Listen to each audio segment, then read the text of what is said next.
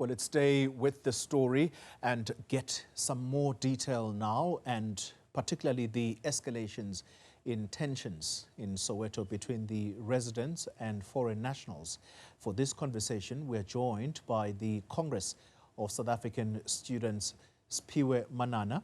We are also joined by the Johannesburg Environmental Health Director, Peter Manganye. We're also joined by the Africa Diaspora Forum's Dr. Vusumuzi. Sibanda. To all of you gentlemen, thank you very much for your time.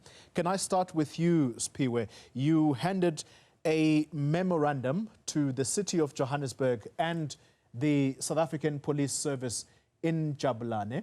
What are you demanding through that memorandum? Greetings, Polly, to yourself and the viewers at home. So today we delivered a memorandum to the Regional Director Justice Ngalunkulu. So part of the demands that the Congress of South African Students is making is that we want to see more municipal inspectors more visible in our communities, for them to be seen every once in a month. Second to it, we are calling for them to use what we call Internet of Things and blockchain technology to assist in capturing data so that we know the suppliers of different products that are being purchased, so that we also know these tax shops and the owners so that they are traceable. So those were part of the demands which were in the memorandum. Mr. Manganye, you are the Environmental Health Director within the city of Johannesburg. You've heard what Siphiwe has had to say. Let's start with visible inspectors. Do you do more of that? And if so, how many times a month do you inspect the spaza shops? Thank you very much for the questions, and good evening to the members of the panel and to the viewers at home. Indeed, we do conduct very regular inspections of food premises.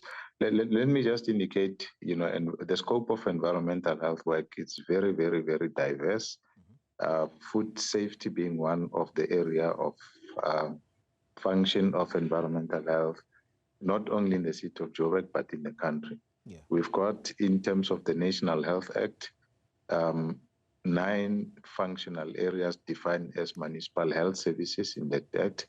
And of course, we have other functions that are not necessarily, included in the 9 municipal health services as defined by the National Act. So food is one of our biggest programs in terms of the scope of work that we are responsible for as environmental health. Maybe just to,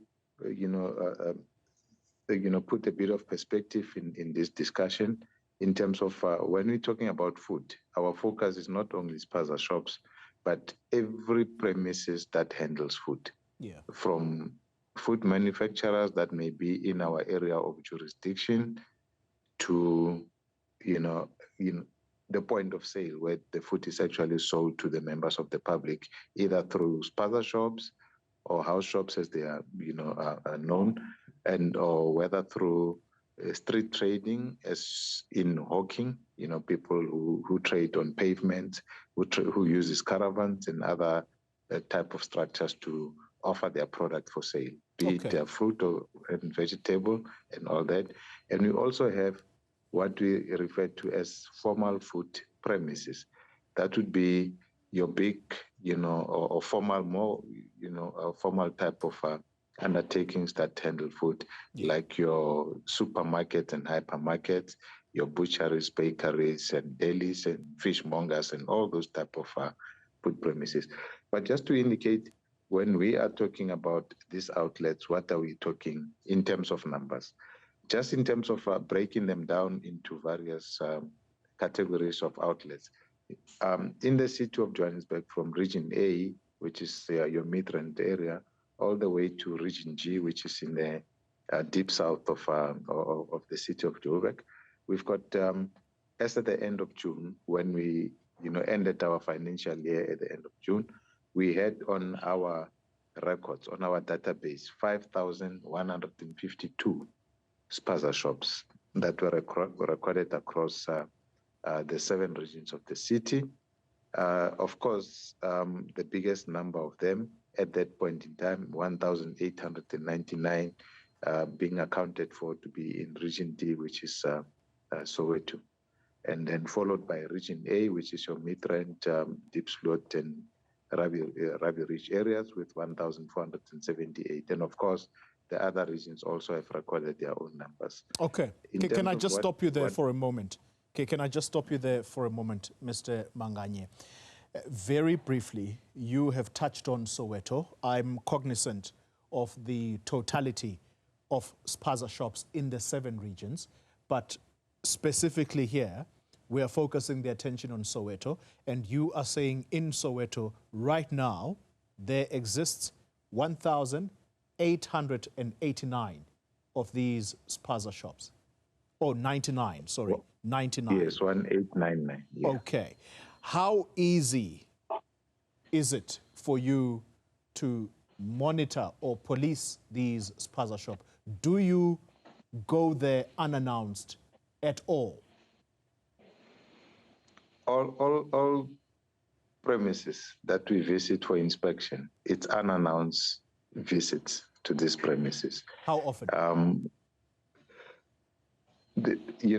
On a monthly basis. In fact, our guys go out on a daily basis. But just to give you an idea of the number of inspections that were conducted at spaza shops in Soweto alone in the last financial year, that is July 2023 to June 2024, a total of 4,149 inspections were conducted only at spaza shops. Okay. In Soweto alone. All right. I see the COSAS representative, Mr. Manane, is shaking his head furiously. We'll go back to him in a moment about these inspections specifically. But let's bring in Dr. Vusumuzi Sibanda. You are with the Africa Diaspora Forum, sir, and foreign nationals are once again the target of local residents in Soweto because it is alleged that it is from some of their spaza shops that these snacks were bought. What's your position when you see the kind of action that was playing out today, spaza shops being shut down? Thank you, Collie. Good evening to the panelists and the viewers at home.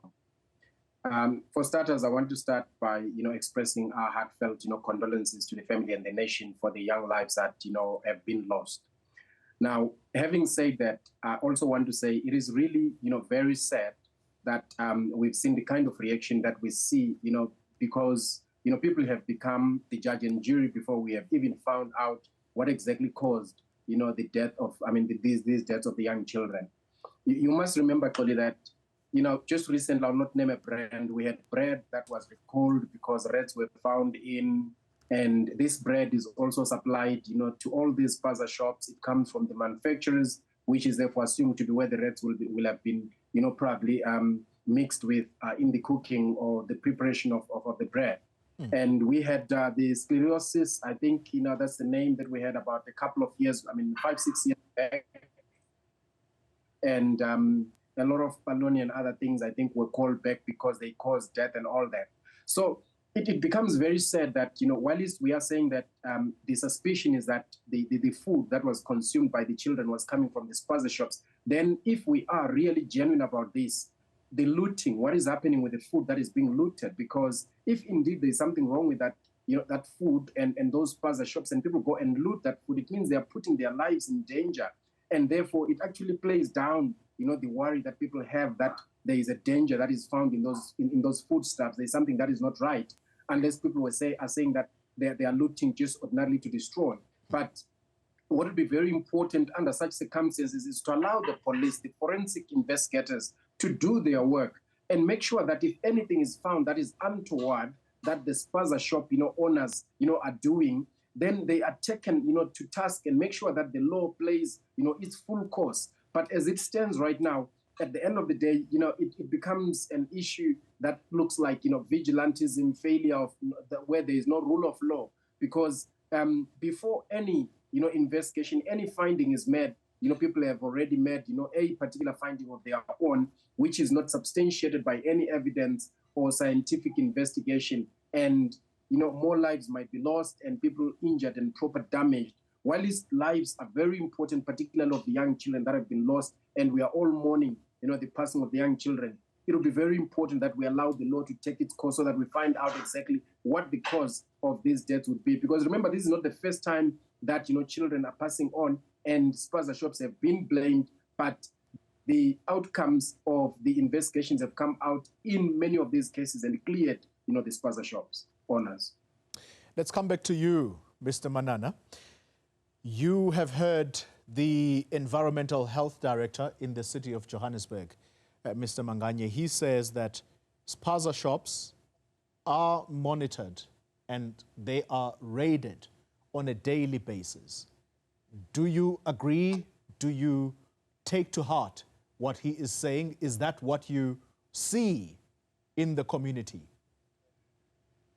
No, it's seriously a lie what the health inspector has stated here. Because I can tell you, these foreign illegal foreign national shops, we have never seen any inspectors, even ourselves as community members, people who live in the community. I mean, the same blow that we are suffering from that is happening in Naledi, yesterday around this time, it happened. Even today, we don't have any report of what really happened. The products which the department took, we don't know. They haven't come back with any report to tell us what is really wrong with the product. So it's a lie. He is speaking something that is not there. Maybe he's being reported lies. So they've reported lies to him. Okay. That's what I have to say. Let me pause you there for a moment, because when we return from the break, Mr. Manganye is going to have to respond, because he is tonight being called a liar for suggesting that on a daily basis, spaza shops are monitored in Soweto. Unannounced raids are conducted. That is what he has said. We'll get a response. Watching News at Prime, if you're just joining us, we are discussing the result of 5 children who died in Soweto. The result of those unfortunate deaths now is that the foreign-owned spaza shops in Soweto, they were looted today, food, or should we say products, destroyed, and the community upset that the children may have bought these snacks from the foreign-owned spaza shops, and therefore they're being blamed tonight. With me for this conversation still is the Congress of South African Students, Siphiwe Manane, Johannesburg Environmental Health Director, Peter Manganye, and the African Diaspora Forum's Dr. Vusumuzi Sibanda. Mr. Manganye, let's come to you. You're being called a liar tonight for suggesting that spaza shops are raided on a daily basis in communities such as Naledi, Soweto. What proof is there that indeed you do conduct unannounced raids on a daily basis? Perhaps let's correct how you are phrasing the reporting. I've indicated that environmental health practitioners conduct inspections of all food premises, including spaza shops and many other premises that we are responsible for on a daily basis. And I've indicated that there's 5,152 spaza shops across the city of Johannesburg in various regions, and also other food outlets. You know, we've got about almost 11,000, 10,694 formal food premises. We also, in addition to that, have 2,574 informal traders. You know, those people who trade on pavements and, in other areas other than spaza shops and formal food premises.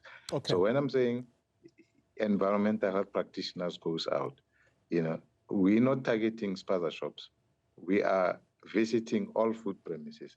And I've indicated that in Region D, as at the end of June, there was 1,899 spaza shops recorded, and then 4,149 inspections were carried out at these spaza shops in the last 12 months of our financial year. Yeah. So I think we need to place it on record that this is the information that I'm giving through. This information, it's recorded information, it's in our documentation, so it is not a lie. It is what has been captured by various regions.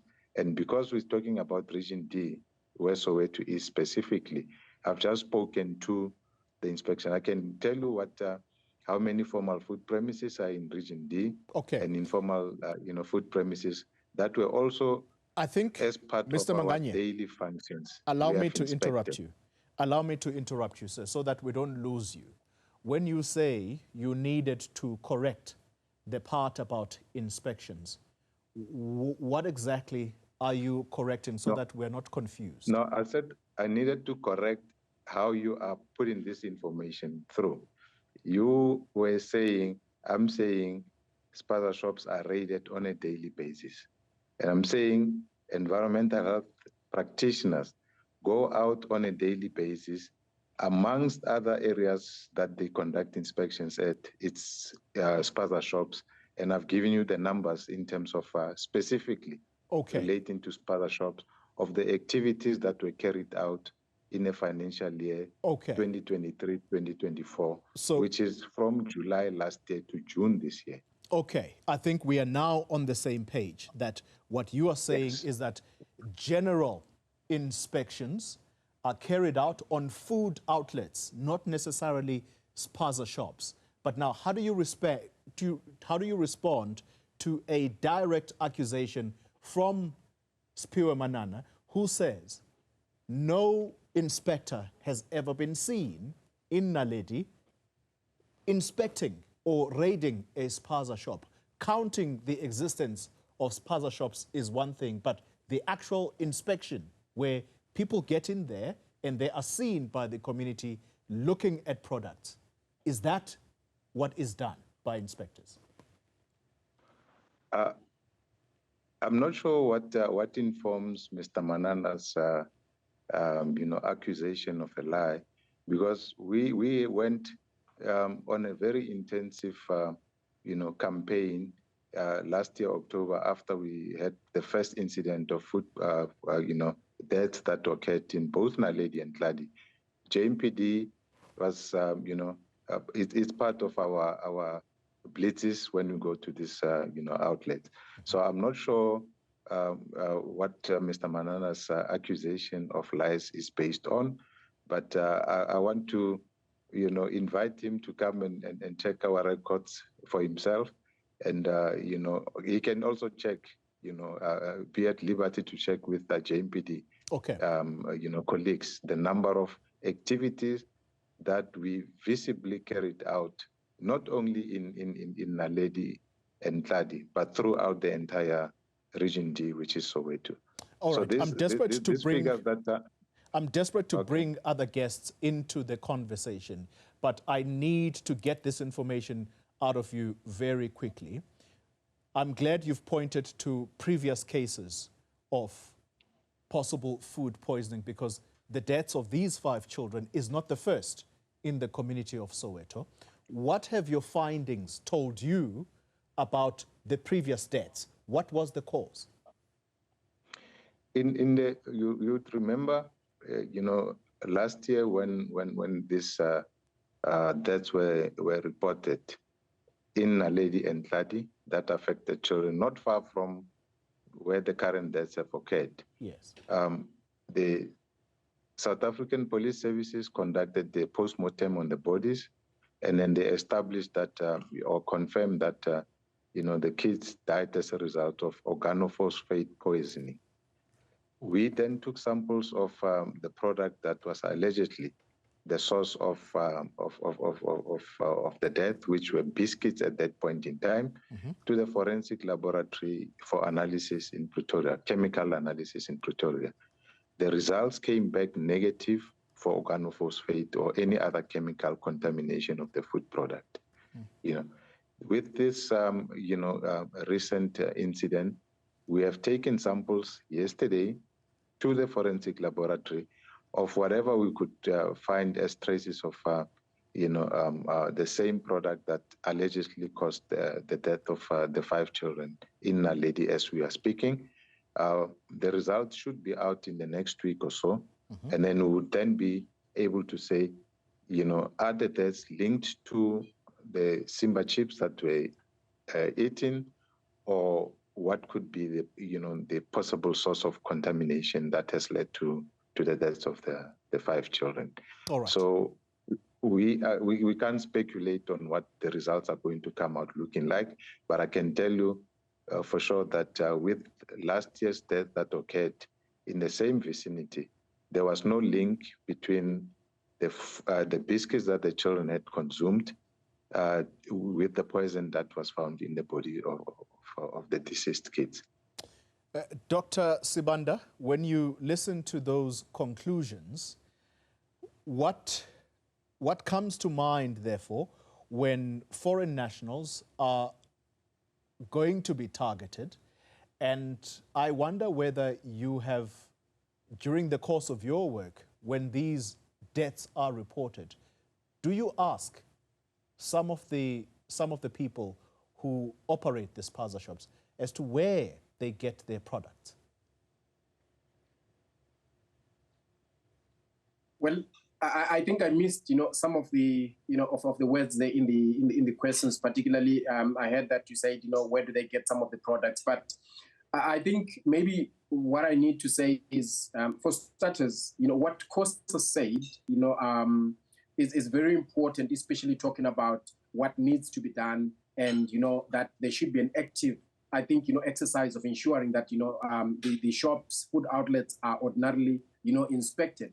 But this should not be limited only to spaza shops that are owned by foreign nationals, because one, listening to what the Director General is just saying of Environmental Affairs, one wants to think that sometimes people think may actually scale down the investigation to the biscuits that were consumed by the children without looking at other foodstuffs that were consumed before the deaths during the course of the day or so, and also not knowing the reaction of the product, how long they could have taken, to the extent that it might actually assist investigations to have a relatively wider spectrum of whatever the children may have consumed, which is common amongst them, rather than to simply say maybe the last thing that they saw were biscuits, because this would then assist, because there is also people that sell on the streets, that sell foodstuffs and various things that could also be that could cause these deaths. So and now we're talking about Simba chips, which in the majority of the cases one would be thinking that the Simba chips are manufactured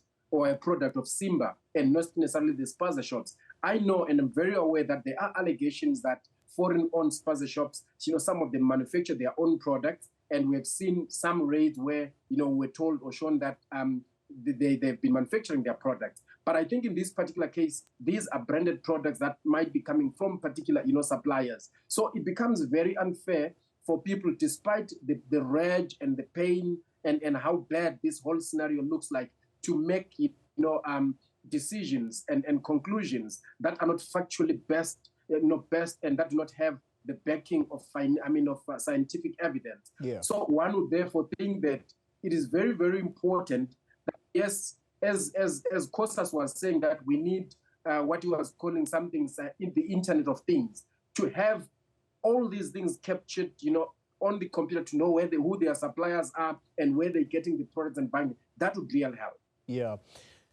Let's come to you, Siphiwe, because you've now heard the conclusions of the Director of Health, Environmental Health, Mr. Manane, that the children who died last year, they could not conclude that there was indeed organophosphate, which was the likely poison that was suspected.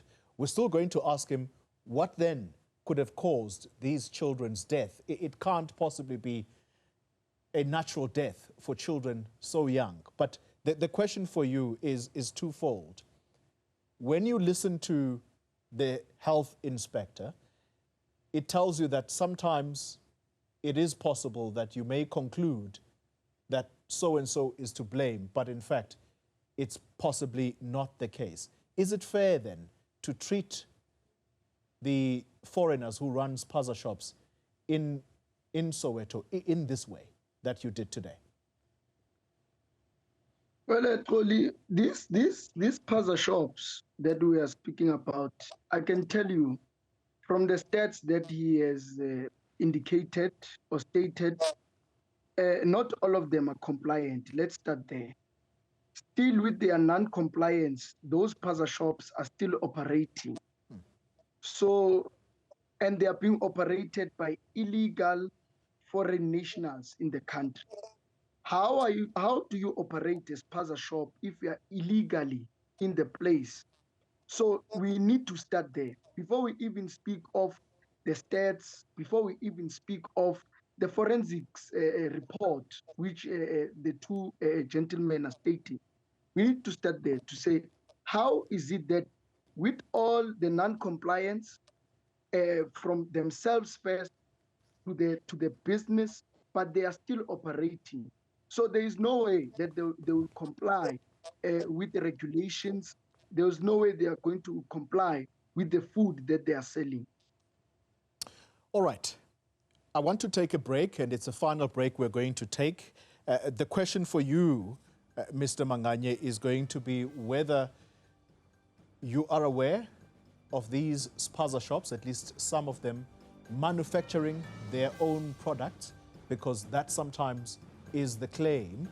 But also importantly, what killed the children last year? Because the community must know this information so that they don't conclude or they don't come to their own conclusions, and the resultant action is the targeting of foreign-owned spaza shops. We need this clarity so that people understand when they take a particular course of action, it is based on fact.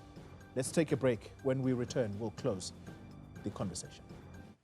This is News at Prime, and let's conclude the conversation, and let's go directly to Peter Manganye, the Environmental Health Director in the city of Johannesburg. Mr. Manganye, two quick questions and before we close the show. Number one, what then was ultimately the cause of death for the children who died in Naledi last year, which is the same vicinity where these 5 children have sadly died this time around?